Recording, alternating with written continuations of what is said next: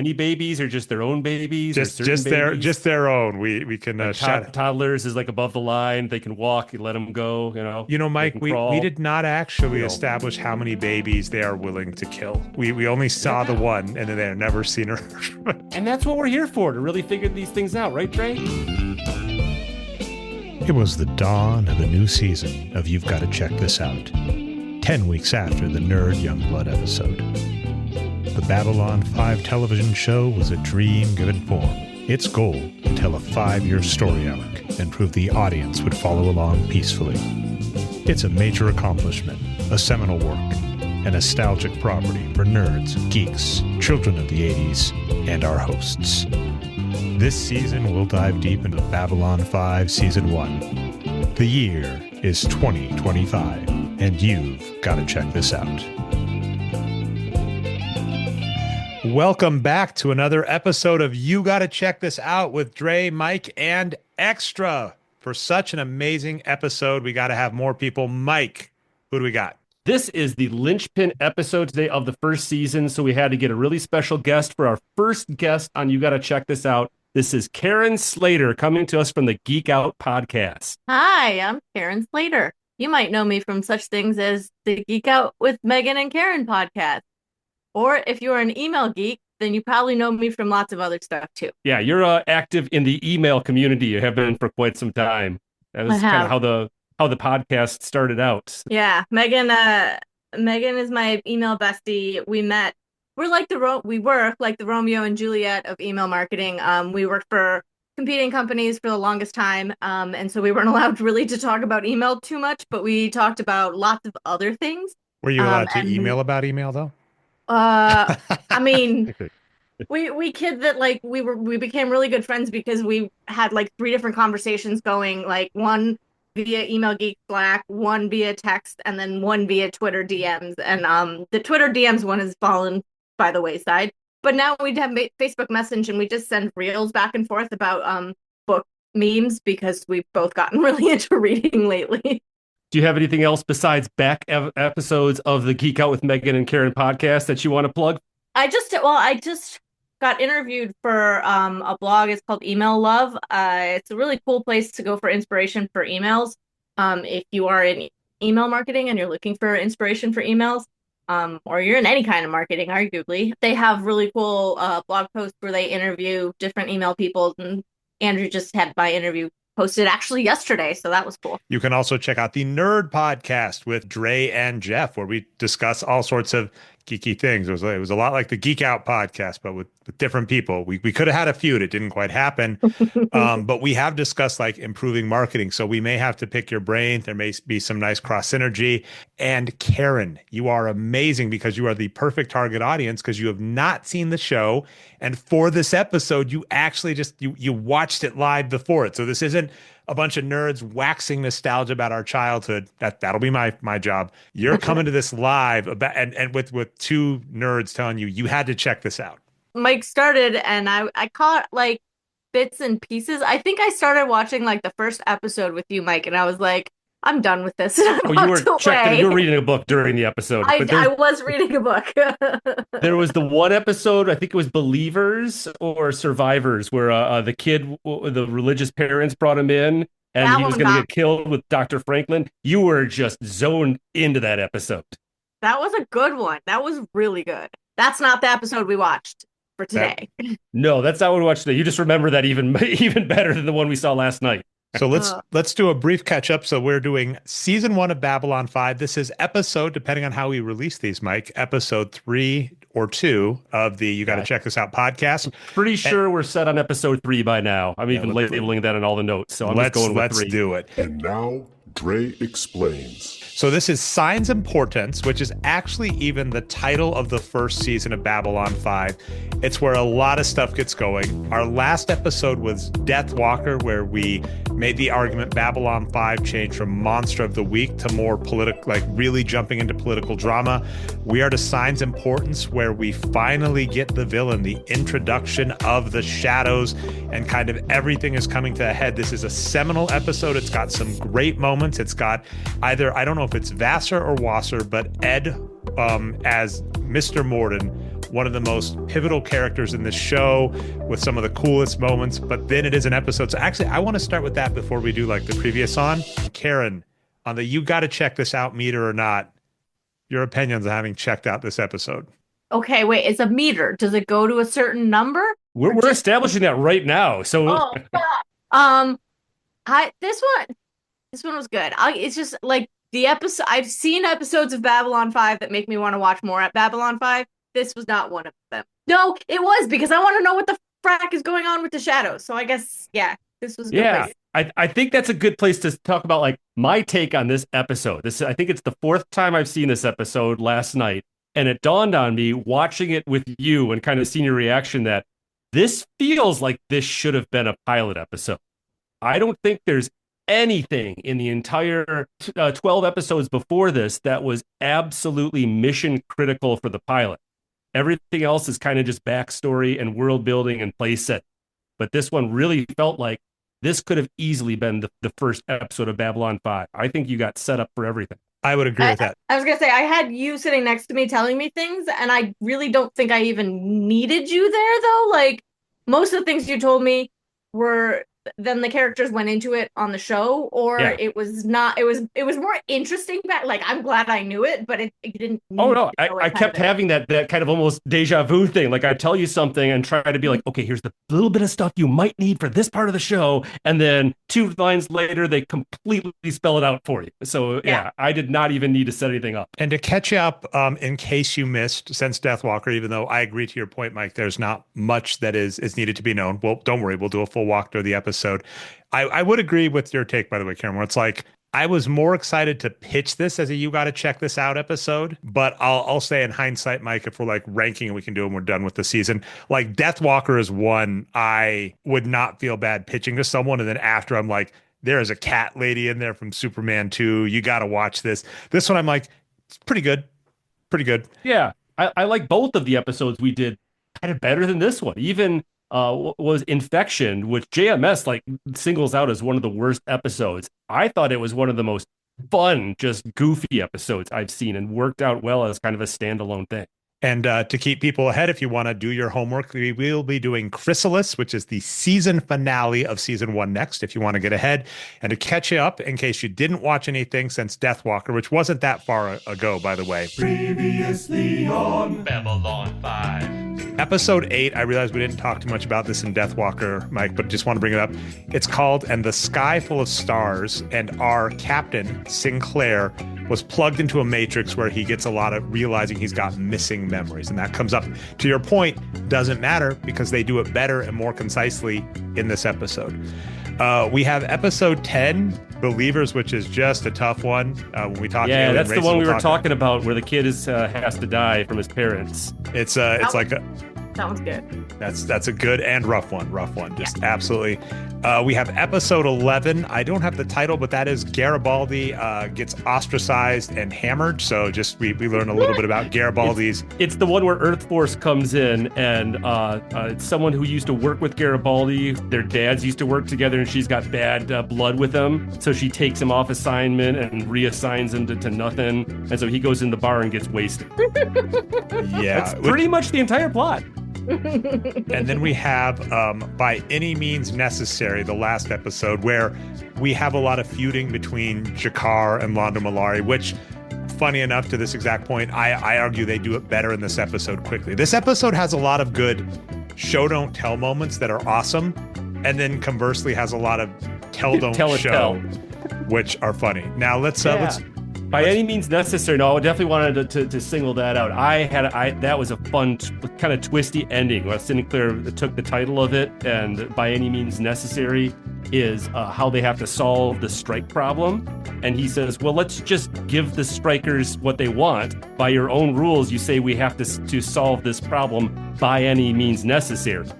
And oh yeah, it was double. They based so the other part. So I stuck on the Londo versus Jakar fighting in that episode because there's a religious relic that one of the characters want, the other won't give it to him. At the end of the episode, it's too late. And they're like, but wait a minute, suns everywhere in the galaxy. It is kind of a cool sci-fi premise. But then the other thing was a labor dispute, and our captain solves it by saying, I can use the defense budget to pay the people that keep up the ship because, hey, guess what? It's defense to make sure that the, space station stays in the air. Yeah, he justifies giving the strikers what they want to keep everything going, as opposed to what Earth Force really wants, which is like pressurize them and kind of break up the strikers with force. All right, we ready to get into the episode? All right, episode time. So we do have, as we're mentioning already, the favorite thing you had. Ivanova wakes up. We have a lot of funny, futuristic stuff because she's talking to Siri and making sarcastic jokes, and the computer's like, I don't understand. As you notice, she goes right to the bridge. There is one funny bit of back and forth, which is she just says, I don't mind sleeping, I just hate waking up when it's dark. Commander Sinclair says, it's always dark in space, and she just goes, I know. And you're just like, oh, that does kind of establish her character, but we don't get to see much more of that. And we do get our action shot, which is the Raiders are taking down a Star Fury. Star Furies are these cool X-Wing-like ships that defend Babylon 5 and Earth Force. One of them goes down to the Raiders, and boom, into the intro.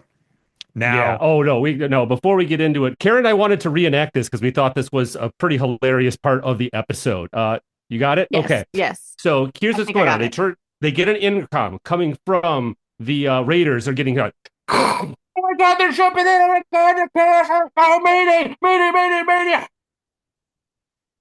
He's gone. And then there's the music. Dun dun dun. Yeah, dun dun. But they're so not emotional at all. And I get maybe it's because she just woke up and she didn't have her coffee, but I didn't feel it. I mean, we've talked about this on a few episodes, but Susan Ivanova was supposed to play a Russian Jew, kind of based off of J. Michael Straczynski, the showrunner. And on the first episode, she is very terse, very cut and dry, and she just kind of grows into her role. And she is like a badass and really stern later. But I think this is earlier where she is trying to be more emotional, more Russian.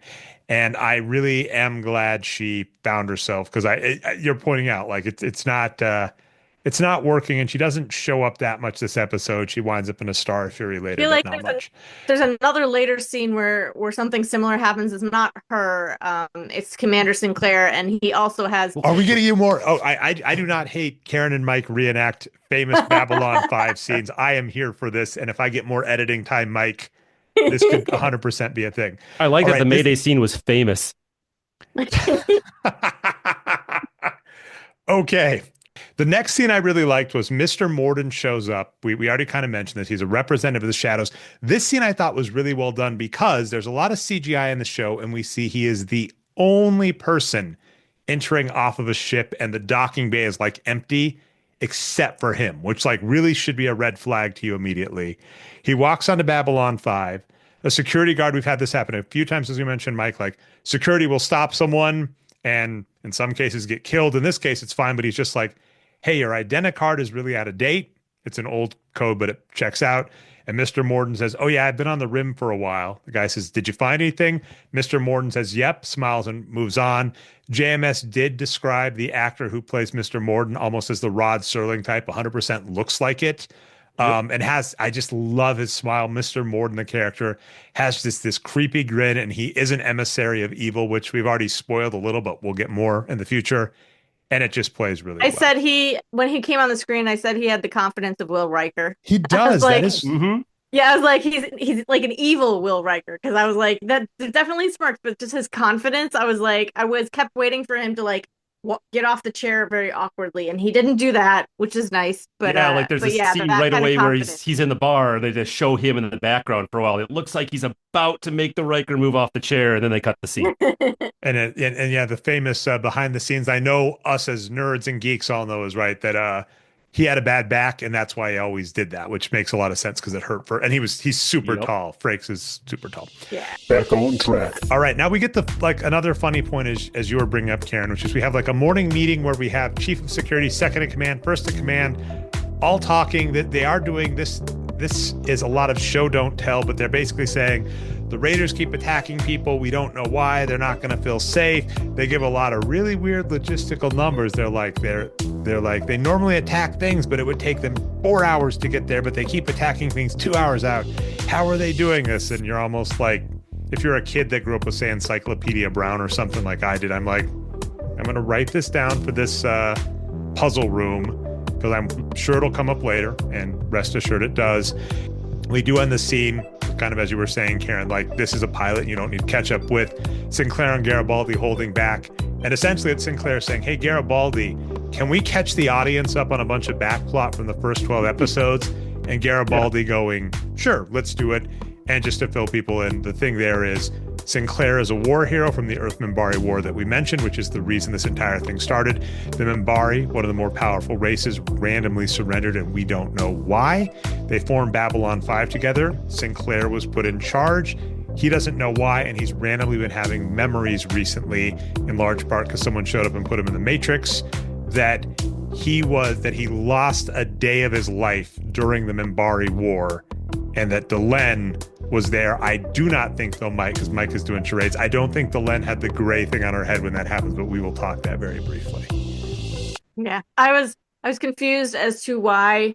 I think the scene after this, they get the old artifact. One? Yeah, where he gets the egg. Mm-hmm. And there's a somebody, and he says, I can find anything. And I was like, why didn't they ask the guy who could find anything? Why is he asking his second in command? Like, he's got duties on the ship and things to be doing. He doesn't have time to run around and find out these answers.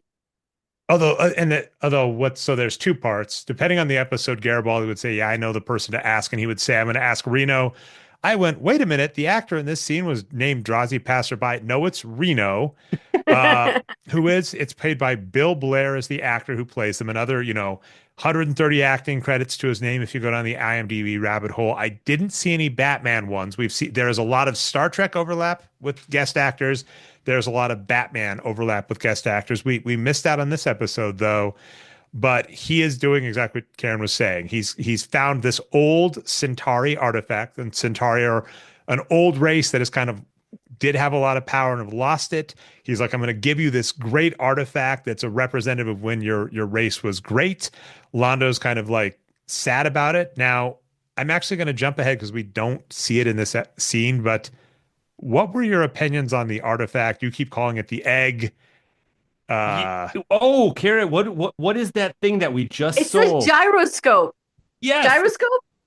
Gyroscope, the thing is like you pull it and it spins and spins and spins. You can put it on your finger and it just spins until it runs out of It's like a little gyroscope, but they just put a bunch of jewels on it, like a kid's toy. And this is, I think, the second time that I've called this out in Babylon 5, because there is clearly one of those early Tiger handheld games that a little kid alien is playing with 2 episodes ago that they just covered in tinfoil to make it look like, an alien video game.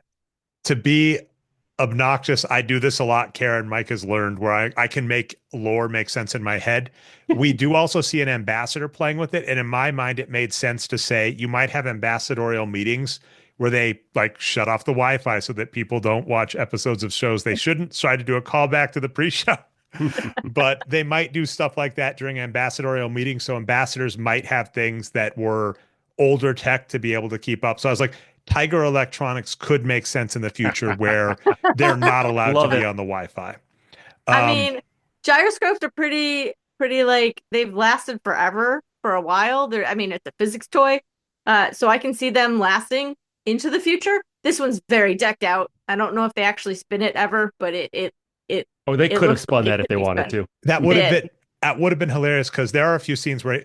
So here's the problem to me: there are a few times in this show where a Centauri picks it up as like magnificent or glorious, and it looks like a bedazzled gyroscope. And so I'm like, that's cheap.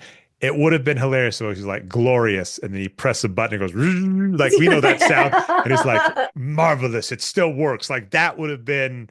I would have even liked it better if he said marvelous, poked it, and then 2 of the plastic jewels kind of fell off. Like, he just puts them back on. He could have balanced it on his finger and had it spin, and that would have been amazing and like look futuristic with all that stuff. Well, I don't know if it would still work with all the stuff on it, but that would be super cool too.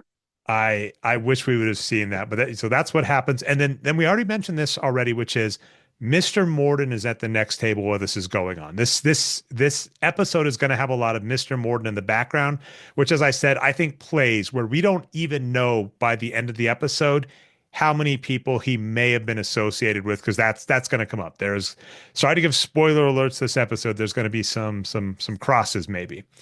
All right, we have just a random cut-in episode scene that doesn't make a ton of sense, but it's just for fun, which is so good. It's so good. yeah, which is Londo and Jakar basically. So Londo is Centauri, Jakar is the Lizard Man. They are two of the best. They make this show. They are one of the pairs that makes this show. So I'm glad we got to see him. I'm glad, Carin, you got to see him for an episode. They're waiting for an elevator together. To give minor spoilers, Jakar and Londo and elevators, aka turbo lifts, Mike, to correct myself, is gold. Gold. Yeah, because the guy in the middle is like really guy in the short. Middle was my favorite. Yeah. Oh my God. He was, I know he was not the point of the scene. He was there to make it look funny, but I loved him so much. He did such a great job of acting because he didn't have any lines. So it was just his face and you could feel how awkward he felt and how much he wanted to leave. Yeah, because it was the perfect straight man delivery for anything. Like he just wanted to get out of the scene and got all the laughs. So Londo and Jakar argue in front of a turbo lift. They miss the turbo lift and scare away a random passerby.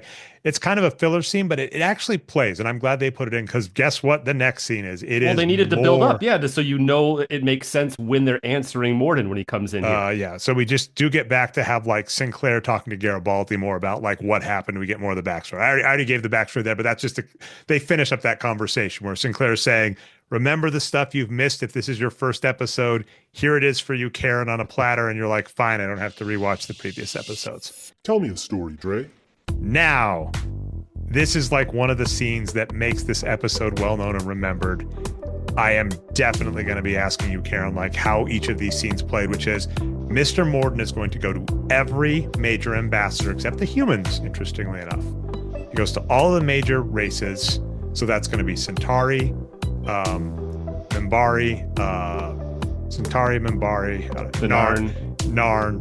Those three. Those are the three major players. He's going to ask each of them, what do you want?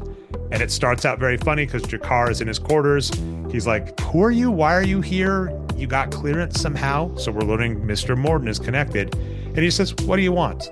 And it's a really funny back and forth. But then eventually Jakar cracks and it's just like, I just want utter revenge against the Centauri. I hate him. I want him dead. And Mr. Morden is almost like the Palpatine, like, yes, show me your anger. Then what? And Jakar's like, yeah, as soon as they're dead, I'm good. And then Mr. Morden's almost like, yeah, okay. And then walks off. What's nice about the way that the actor playing Morden plays the scene is it's almost like a scene game where he's like given one phrase to say over and over. And he says it in different ways to get different reactions out of Jakar. So he almost like keeps just repeating it over. Jakar's like, what are you doing? Why are you asking me this over? And eventually he gives the answer that Morden wants. Yeah. So yeah, Carin, what were your thoughts behind that? Like, what did you think of that as kind of an introduction to Jakar's whole character? I thought it was interesting. I liked it until he got angry, and then I was like, no, go back to being funny. but like I could see where he's come from, and like you could see the animosity between the two, him and the Centauri. So it's cool that way. I did like how he did at one point in time was like, I just want you to be gone. He's like, okay, goodbye. And he like left, and he's like, oh wait, maybe I do want to tell you what I want. And he calls him back and actually like gets into it, which I thought that was an interesting way of doing it. It almost made me wonder if there was more to how Morden was asking, like if there was a psychic element or something. I guess that's the part where I want to watch. I want to keep watching. I want to find out, like, because it was such a simple question, and it's like, how did it provoke? How did he go from telling him to leave and then say, wait, no, come back, and I'm going to actually spill my guts too? Like, I feel like there was something you talk about show, not tell, and it's like, it feels like there's something missing there, and I want to know what it is, and I want to know if it's like a superpower or what. What I'll throw to you, because like we already said this, right? You were saying you couldn't tell if Morden was working with the Marauders, we already had one scene where he was in the background where dealings are going on. And I said, we don't know. And what you just said, I think as a nerd of this show, there's a lot of headcanon to support what you are saying, without being too spoilery of Mr. Morden being in a room why would these random people suddenly start acting different? Is there a psychic element? Something I'll throw, sorry to just jump to the end because it's weird and we'll talk about it more. Randomly in this episode, someone touches somebody else's face and like injects a projection into their head. And then, to give a spoiler, then they leave and the episode ends. And you're just like, wait, what? You can do that? And no one, you're not going to stop her. You're not going to ask questions. She just did that and she's got, okay. So yes, the is there a psychic element that might make people? I think there is a lot in universe to support that, and Mr. Morden especially. So I actually really like that read now too, and I may have to watch the episode again. Yeah, one thing that like really stuck out for me watching that scene, and I don't know if I want to bring this up now or more to contrast Morden's question to Londo when he gets to that, but it's interesting how like Jakar starts off very aggressive when he comes to like the actual answering the question, how he wants to destroy all the Centauri. But he kind of like backs down towards the end of it where he's like, no, I just want to be left alone. And Londo's is kind of the opposite, where he kind of builds up from being a goofball to way to like more and more, no, I want us to regain the throne, like to take and subjugate all of these races. I want Centauri back to their proper place. And I think it's that dichotomy that eventually gets us to where we play out with how the shadows interact with both those races. All right. And I mean, by the way, sorry, we're going to stick on like random music things. When Mr. Morden was walking around asking everybody what they want, did anybody else get Spice Girls in their head? Just me? Not any more than I always have, which is all the time. No, I mean, that's fair.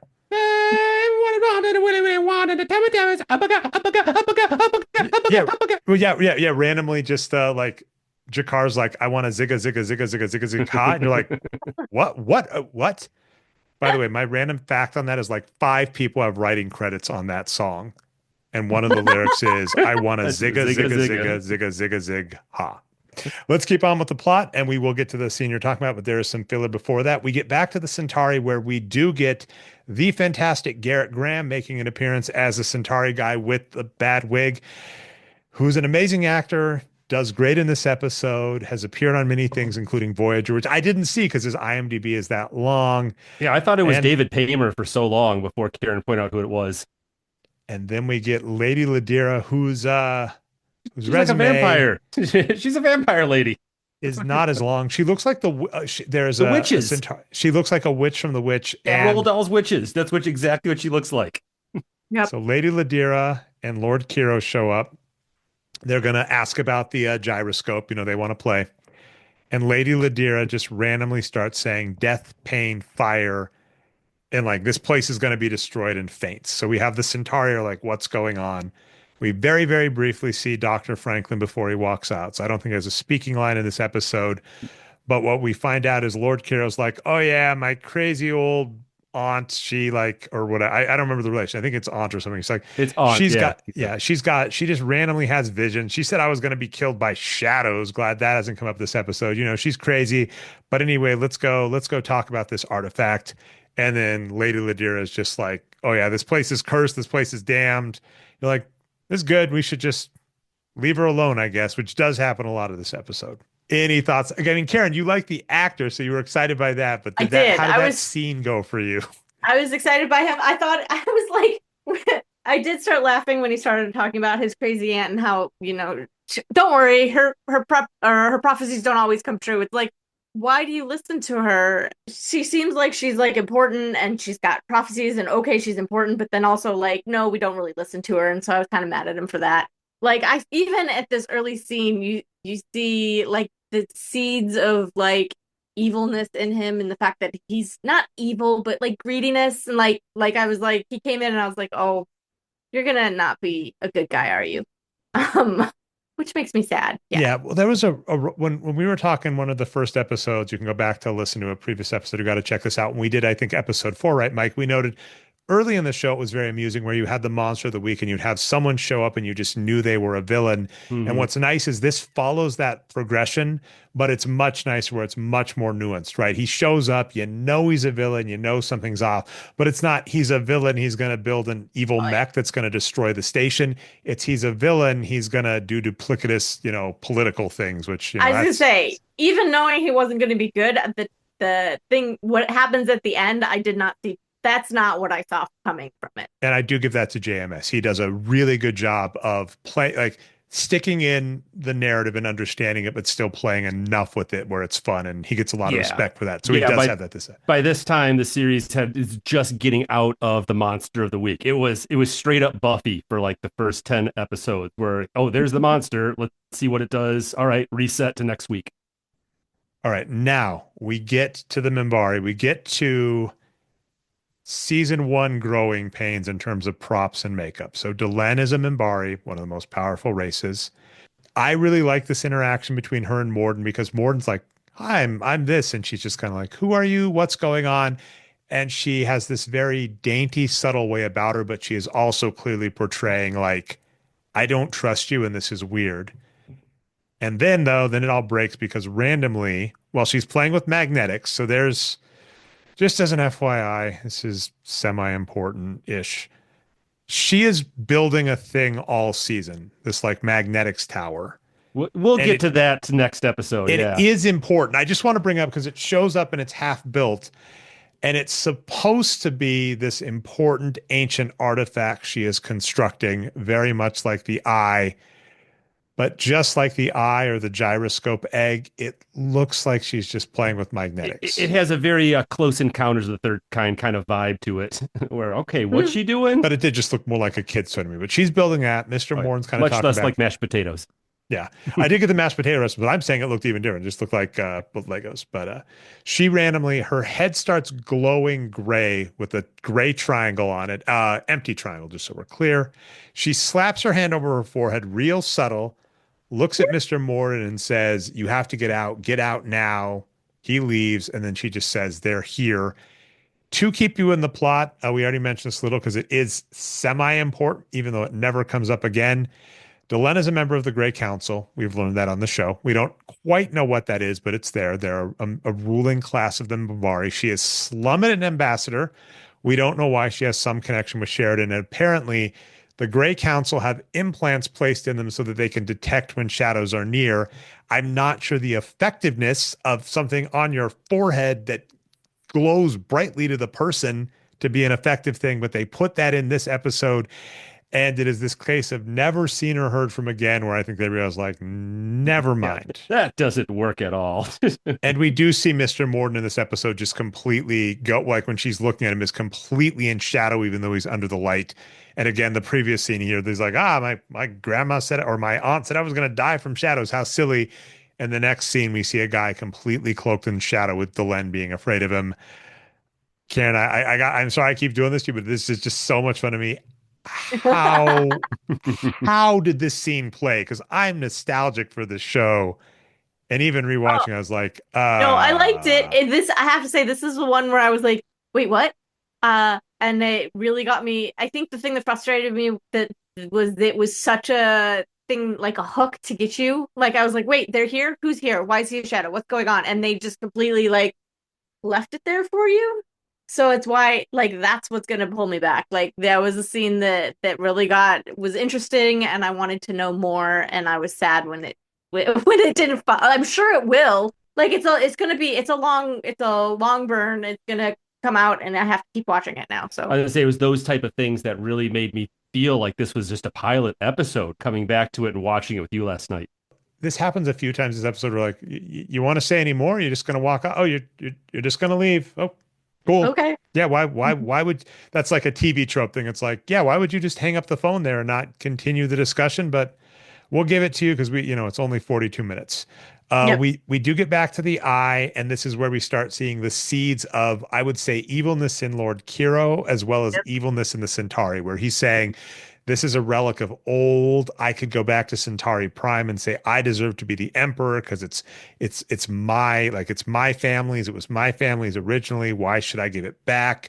That we start getting what I called it in the script, like make Centauri great again.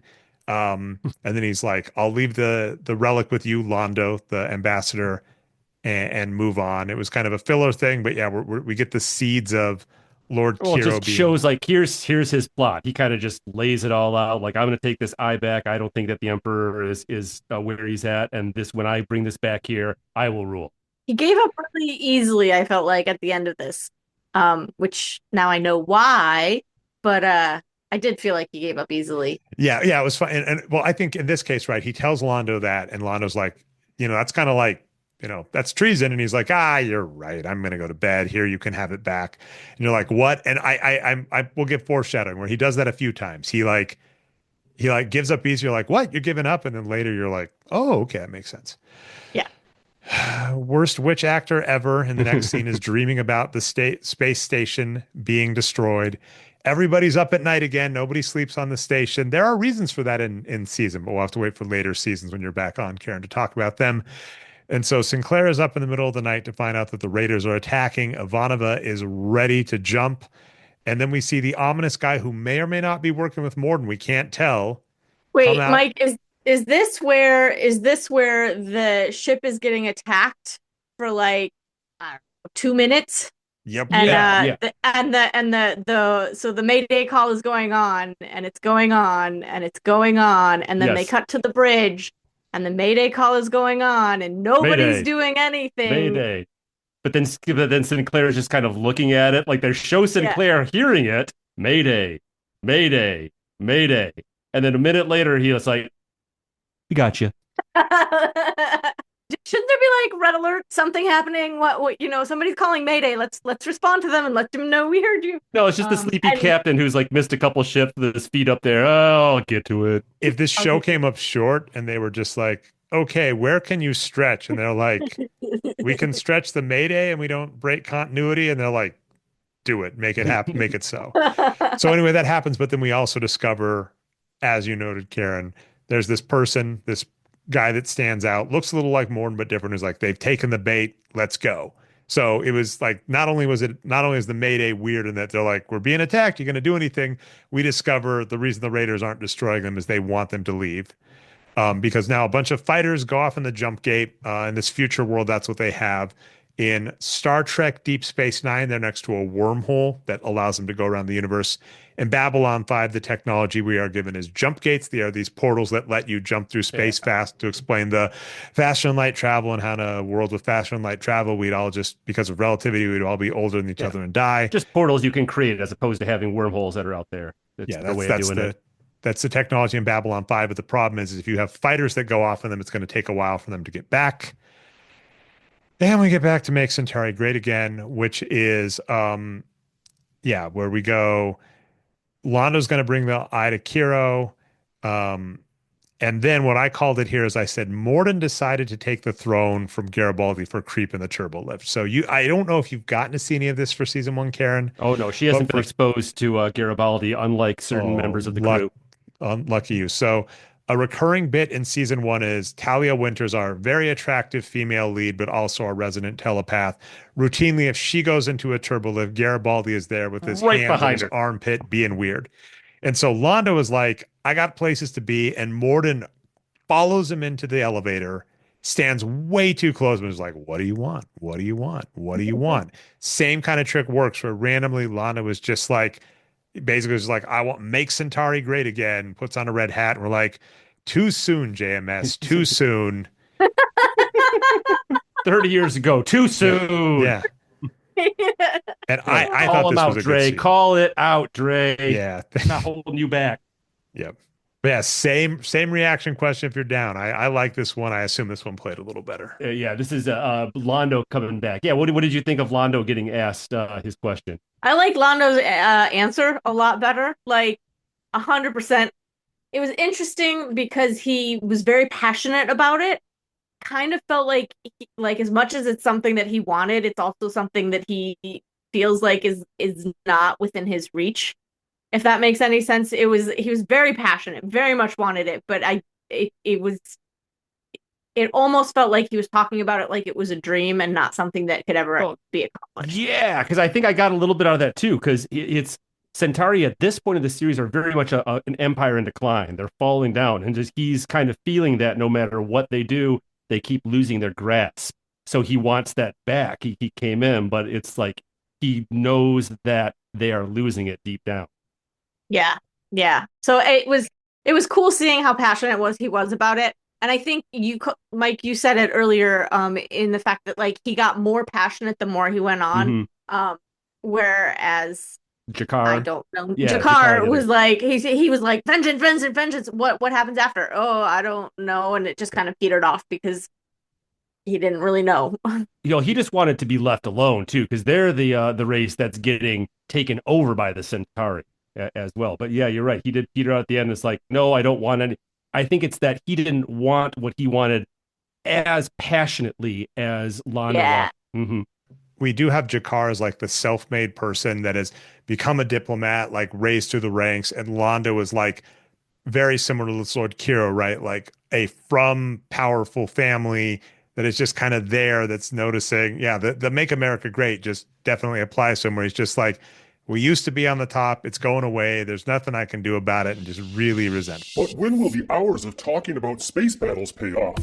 All right, now, thank God the hours of talking about all the space battles and marauding actually does come together in a pretty cool scene, which is Sinclair realizes, like, wait a minute, I waited forever for that Mayday call. It's 4 hours away, and it's usually 2 hours away. This is a diversion. So he calls out to Ivanova and the crew that he sent out and said, hey, you need to come back. This is a diversion. While that is happening, the weird smuggler dude that may or may not be working with Morden shoots a bunch of Centauri people around Lord Kiro, and Londo is like, I'm taking the eye. Sinclair realizes, very much like Carin did in 10 seconds, hey, they waited forever and they're attacking from further away. Maybe this is a diversion. But while that is happening, the eye gets stolen. The smugglers realize, hey, you all have the eye. And then we do actually get, it's Josh Cox is the actor who plays David Corwin, who becomes a series regular. It's kind of cool. Weird haircut, though, telling Sinclair, the captain, hey, the only other ship we got going, we have the Centauri ship that's set to take off. That's the only other thing. And so they know, hey, the smugglers have to be going after that ship. And something that recurs in this first season that I think probably stood out to you is Sinclair's like, got it. I'm going to go on my own to confront that ship that's leaving. Why would I worry about security? Why would I do anything? I'll just do it on my own. Mm-hmm. Carin called that right out. Oh, yeah. Yeah. Why is he going? What's going on? Where was Garibaldi at this point in time? If he's the head of security, why wasn't he there? Yeah, not a lot makes sense. There is a small explanation we have. Sorry to be the nerd, pedantic. Yeah, no, he does say Garibaldi go and do whatever. He calls him and asks him to do something. No. Mm-hmm. What I was going to say is not about that, but if you go back to season 3, there is Garibaldi saying that Sinclair seems to have like a death wish and keeps going and putting himself in harm's way needlessly. So it's that was episode 4. That was the infection episode. Yeah, this isn't out of character for Sinclair, but it still should be like, what are you doing? But so what we do have, though, is he does have Garibaldi waiting with another squadron of fighters saying, hey, what's going to happen is the smugglers are going to take this ship. Once they take the ship, we'll just knock out the engines. They won't be able to escape. The witch lady starts saying, shadows are coming, the station's going to be destroyed. And then we get our nice reveal, which is the Raiders have their own mothership. It jumps into space right by the station. They scramble a bunch of fighters. There's going to be a big firefight outside of Babylon 5. People are freaking out. I actually missed this earlier, but Kosh returned and like walked by Mr. Morden. Mr. Morden hid from him. Yeah, the hide and seek game you have in there. We had a hide and seek game earlier, and we mentioned. I think that's what got me, because I thought that scene took place on the Raiders ship, and I was very confused when later Morden showed up. I was like, wait, but he died, didn't he? No, he didn't. No, that was on Bab 5. Yeah. And then so while this is going on, we also have Kosh goes back to the corridor. Maybe he sensed Mr. Morden. Maybe there's some mind thing going on. And he looks at Mr. Morden and just says, they are not for you. Leave this place. And that'll come up a little later. That is kind of key world building, because a few episodes ago, we got the Vorlons are the most powerful race on the station. And so the fact that there's some weird conflict going on, but I think you had already said this, Carin, right? Where you want more. That scene, they face off each other and you're like, awesome. And then they cut away. And then it ended. And I was like, oh, come on. We don't hear anything else about it this season. Yeah. The Centauri ship gets kidnapped by this mothership. We do see some cool tactics. I know off screen, you have both told me you're huge board game fans and I'm assuming strategery fans. So All I'm kinds curious of if both. strategery. Yeah, we all love strategery. In and out of the marriage. All right. All right, Mike. Mike's the strategy board game. I'm the pattern seeking board game. I'm a fan of both, but yeah. So basically, what does happen though is Sinclair says, "Hey, Ivanova's ships are coming back. Garibaldi's ships are here. I'm going to change the shot pattern of the station. There are guns on Babylon 5." And he triangulates all the fighters into one spot and blows them all away in a nice bit. And the CGI and music aren't horrible. I think they were probably much better in the era. They're not the worst. This is probably the best Babylon 5 got in this season. I thought like the effects were notably, and the CGI was notably better even than the rest of the episodes for the rest of this season. I love early 90s CGI, so this was wonderful for me. One of my favorite TV shows was a TV show called Reboot. It was on. Yes. Yep. And this is straight. I was like, it's straight out of Reboot. That could be the city in the computer, and those are the ships in the city. And yeah, I love it. There is a wonderful warmth. I love early 90s CGI. All right, so it's a cheat code because I think normally on nostalgic things we're like, oh, someone new isn't gonna love the nostalgia of this like I will, but it's tangentially like it taps into another nostalgia, which Reboot. I could see that if you had never seen Babylon 5 and came in, it hits the same itch. It's from the same era. Yep. We do get the mothership jumps away and Sinclair's like, hold back. He brings up some stuff. This comes up in later episodes, but he says like you could get caught in the backwash. So again, there are these jump gates that let you move around space, but there are weird physics we have to be careful of. So they do a little bit of world building there for him to have that. We do have Lady Ladira and Londo to come to explain what's going on. And Ladira, like, she's got television in her coffee. So they're like, you're going to have to explain what happened. Why didn't you say anything about the gyroscope? And she looks down at her coffee, gets like a television signal to see. And this was the reveal you said. This was an awesome scene because Lord Kiro is like, good work, smugglers. You got me the eye. We can go take over Centauri Prime. I loved it that they were like, are you insane? Like, they're like, we are some smugglers with a jewel. And you're asking us to take on one of the most powerful worlds. We're gonna sell the jewel, and we're gonna blackmail you and buy some more ships. I don't know what you were thinking, and so it is a nice payoff to that character of like his hubris. Like this is foreshadowing. His hubris got the best of him getting into bed with dangerous bedfellows. They're like, haha, we've won. And then Mike, this is yours. You got to talk about it because this is Mike's baby, the thing I love. It's finally here, Mike. We get the very first space sucka punch of season 1. The Vorlons did a Vorlon sucka punch in Deathwalker. Oh, they did. Second That's right. Space. But yeah, it's the best way for the shadows to be introduced is right from a sucka punch out of nowhere in space. I had two questions on this scene. The first for like the group is like, isn't it weird? Because we'll discover in a scene later, they recover the eye. And I'm like, how? Or maybe they were just like, yeah, we can buy that for $2.99 at the gift shop and put some jewels on it. Now that is a much better explanation. Londo will not know the difference. Yeah, that was fun when Londo was like, I'm screwed. And then she walks off and I was like, he's not screwed. He's not screwed. Something's happening. There will be a miracle. It'll be fine. And the other question though, Carin, I got to ask, how much... Like I'm asking externally because Mike and I have had many a text, many a discussion about Sucker Punch. Have you two talked that much? I don't know. Sucker Punch is just for you and me, Dre. That's our thing. Yeah. and all the listeners of the show. Now I feel like I'm getting like, this is very weird to get like. I don't think Dre realizes that he reads my notes on the show a lot more than my wife does. Oh, 100%. Dre. I was not aware of the sucker punch until I sat down here and we started talking. And so what are we gonna do here? How are we gonna escalate it? Where are we gonna go? Shadows just show up, blow up the ship, sucker punch out. We're able to just cut away immediately. Ladira does the trope where she drops the coffee. Oh no, her prophecy about her Kaiser Soze. Kaiser Soze. It's on the bottom of the cup. Shadows is written. My coffee television. No. And then as you were saying, Carin, Londo's like, well, I'm screwed.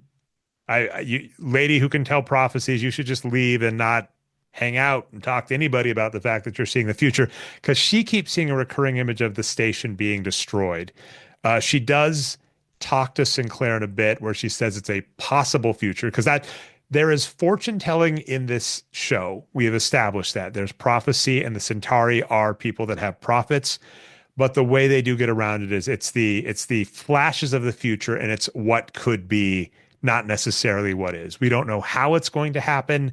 There is allegedly free will in this universe. Yeah, because I'm actually in season 3, and they haven't done too much more of like psychic Centauri. It's been all the Psychor on Earth stuff that they really built on. Does that come back later on too much, or do they kind of ignore that, like, hey, there's a bunch of psychic Centauris as well?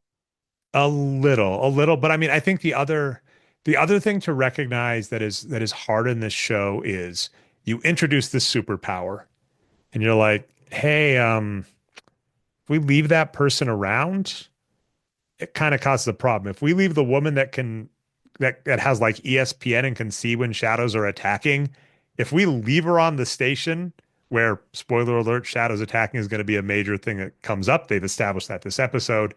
You kind of have to take it away. So that happens a few times where JMS will introduce a technology, a triangle on the head, a psychic that does something and is like, and we'll never talk to them again, because that would make plots much harder. Well, I did say, like, as soon as she took his hand, I was like, Vulcan mind meld.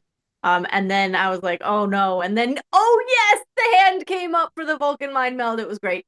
And then as she was walking out and she said, this is a possible future, I was like, yeah, because she's a precog, just like in that movie. What is that? Oh, is it Minority Report?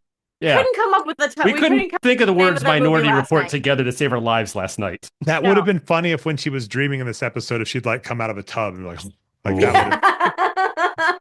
The scene where she was dreaming, she should have been in a tub. Exactly. Agreed. But yeah, I was like, we talked about this in Minority Report. Just because I see the future doesn't mean the future happens. And also, just as an FYI for funny things, because you asked a question, Mike, I will give this spoiler because it's funny. They do have Gene Roddenberry's wife on as a Centauri psychic in an episode. So that does come over, like the Star Trek connection, but it's not often. It's in lore that Centauri have psychics or precogs, but they don't use them a ton, I think, because it could hurt a little. Then what we do have is Morden shows up. He gives that, right? Londo's like, I'm screwed. Morden shows up. He's like, you're not screwed. And what was funny to me, so this is where we're on the same page, is Londo's like, let me buy you a drink. Come on, come back. And I was like, the dude that was acting really weird right before this thing got stolen from you shows up with it. And instead of going, hey, that's really weird, I should call security and say, this weird dude was asking me weird questions. Nope. And then this I want to buy you a drink. I want to buy you a fleet of drinks. That excellent Londo. One of the, of course, the I want to buy you a fleet of drinks scene from Babylon 5 that we all know. We love you, Londo.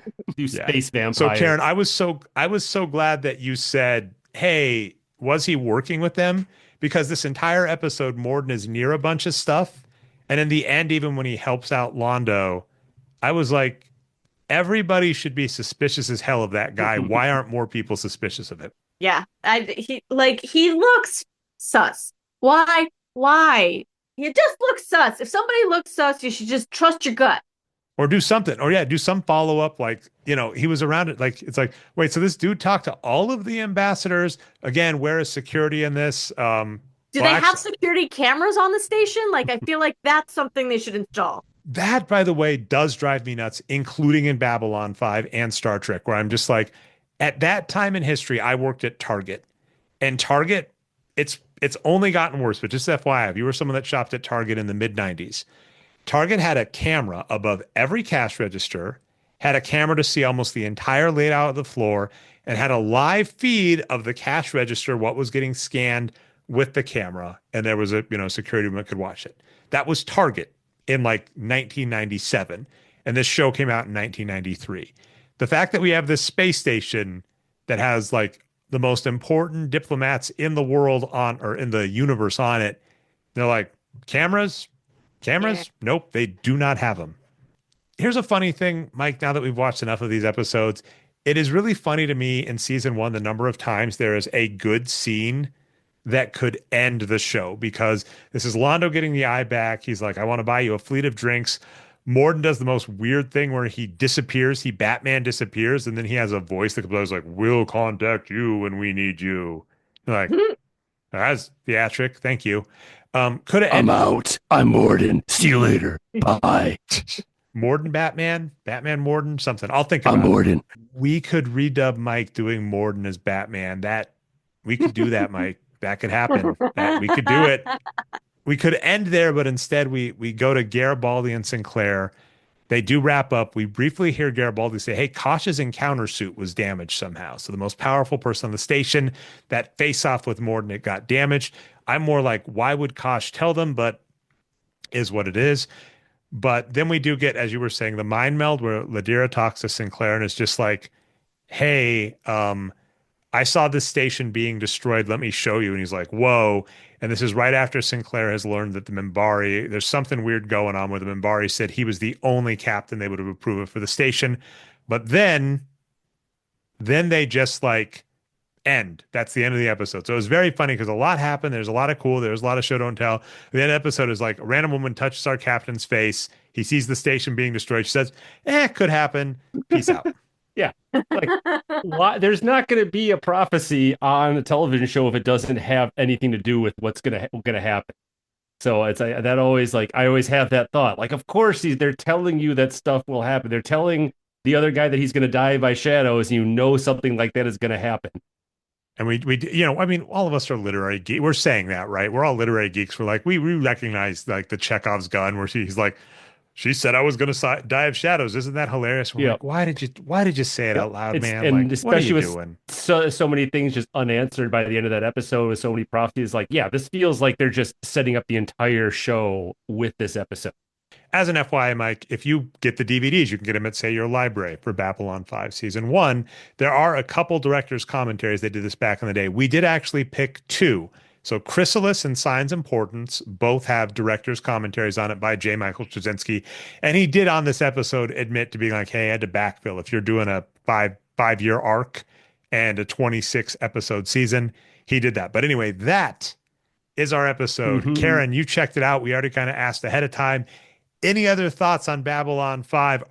Weird question I can ask. Are you going to watch any more, or have you watched any more with Mike after checking this out? I haven't. Okay, so I have the worst memory ever. So I watched this last night so that I would remember what I watched. But Mike, I would like you to tell me when the next episode comes that makes sense so that I don't have to watch. You're talking about cutting the fat. Just tell me which ones I need to watch now. Because I do want to watch more. I just don't want to watch. Like, I don't have enough. Yeah, it'll be hard to predict like the random episodes that you really dig on, like the one with the kid who is destined to die, because that never comes back. That doesn't have anything to do with it. But yeah, I'll put the let's call it the keystone episodes in front of you as we go forward. And now, speaking of which, we are at the end of You Got to Check This Out. We have our first guest, so we got to say this. Carin, is there anything you think our listeners have got to check out? If you've listened to Geek Out with Megan and Carin, you should check out Dropout TV. They do not pay me to tell you this, but everyone, and my mission is to get everyone to watch Dropout. It's a streaming service. Used to be College Humor. Yeah. Used to be College Humor, but now it's a streaming service. It's $6 a month, y'all. It's super cheap, and it's 100% worth it. It's definitely worth it. You've probably seen some clips if you've ever been on Instagram or anything. 100% like, they are all over everything. But yeah, their marketing is great. They just because their content is so clippable, so that they can put it everywhere. But like 100%. Yeah, I definitely recognize the guys from College Humor that would do the like funny ads, like the CEO of Skype or the CEO of Oreo, etc. That was Brendan Lee Mulligan. He's one of the big names on it now. They have lots of different shows. They have a lot of like game shows. There's one called their flagship, I think, is Game Changer. Game Changer. It's a game show with comedians. The points are made up. But every show is different. They've done like a Survivor type game where they like. I was gonna say sometimes they'll do a Survivor. They've done a Bachelor. They've done a typical game shows, but then they also do one where it was do an improv Shakespeare show with prompts throughout the show. Do an improv musical, and that's what they did. So it's really good. And then they have spinoffs from that. So like that spinoff, Make Some Noise, another one. Make Some Noise. There's Play It by Ear, which is another show, and that's just all improv musicals. We talk about being nerds and loving geeky stuff. There's a show called Actually, where they tell you a prompt, and the guests have to figure out what's wrong with it, and say, actually, this is what's wrong with it. And then there's Dungeons and Dragons tabletop role playing. They just started Parlor Room, which is like playing board games. It's just great.